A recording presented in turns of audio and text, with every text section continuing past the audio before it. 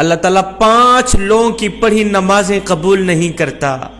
جوانوں، جن کی نمازیں قبول نہیں ہوتی پھر ان کا کوئی بھی عمل قبول نہیں ہوتا۔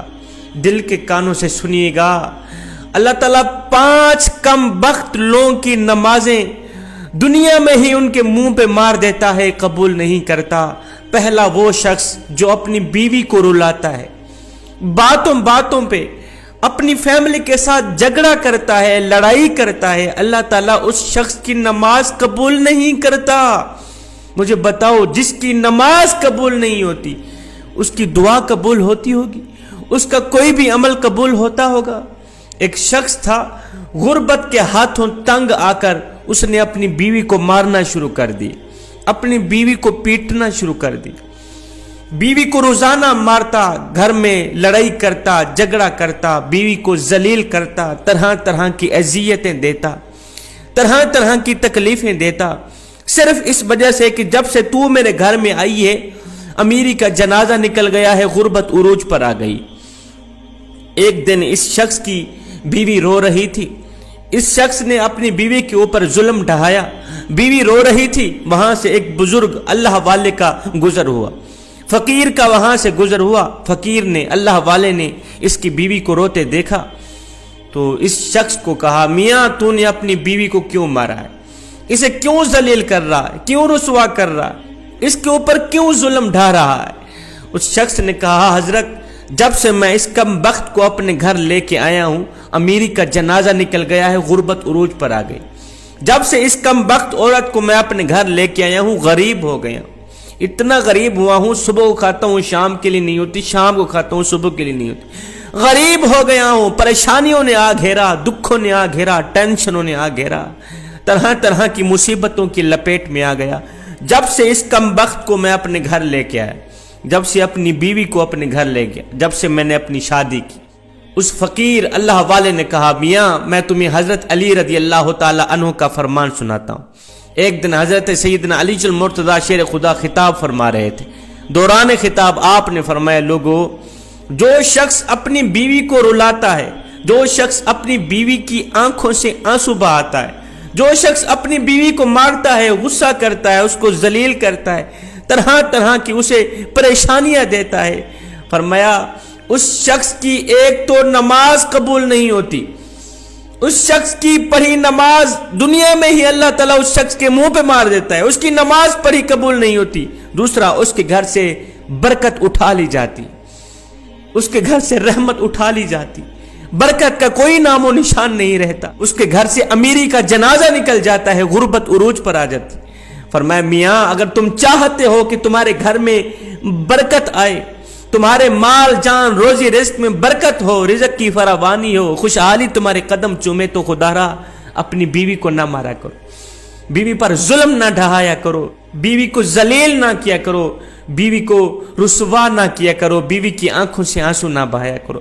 پہلا وہ شخص جس کی نماز قبول نہیں ہوتی، جو اپنی بیوی کو مارتا ہے۔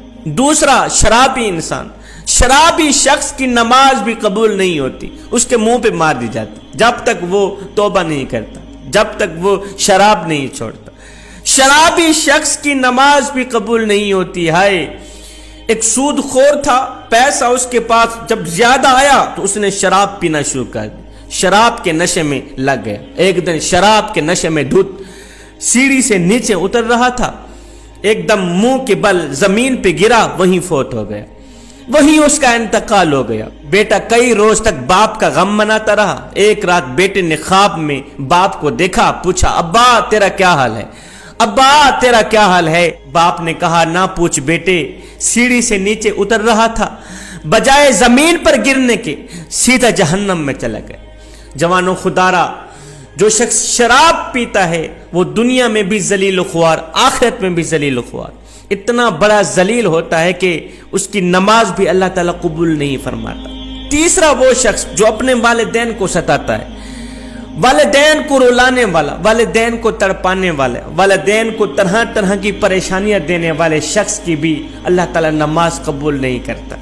جس شخص کے اوپر اس کے والدین ناراض ہیں، اس کے اوپر تو اللہ بھی ناراض، اس کا رسول بھی ناراض۔ اب جس شخص کے اوپر اللہ ناراض ہے، کیا خیال ہے اس کی نماز قبول ہوتی ہوگی؟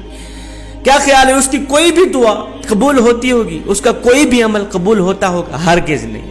تو جوانوں خدا را، جن جن جوانوں کے اوپر ان کے والدین ناراض ہیں تو خدا را اپنے والدین کو راضی کر لیجئے۔ چوتھا، سود خور انسان کی پڑھی نماز بھی قبول نہیں ہوتی۔ جو سود خور انسان ہے نا، جو صبح و شام حرام کھاتا ہے، سود تو ویسے ہی حرام ہے، جو صبح و شام حرام کھاتا ہے، حرام کھانے والے شخص کی بھی نماز اس کے منہ پہ مار دی جاتی ہے، قبول نہیں ہوتی۔ پانچواں، اچھے طریقے سے وضو نہ کرنے والے شخص کی نماز بھی قبول نہیں ہوتی۔ اچھے طریقے سے وضو کر کے نماز پڑھا کریں، پھر اللہ سے جو کچھ مانگے اللہ تعالیٰ فوراً عطا کرے گا۔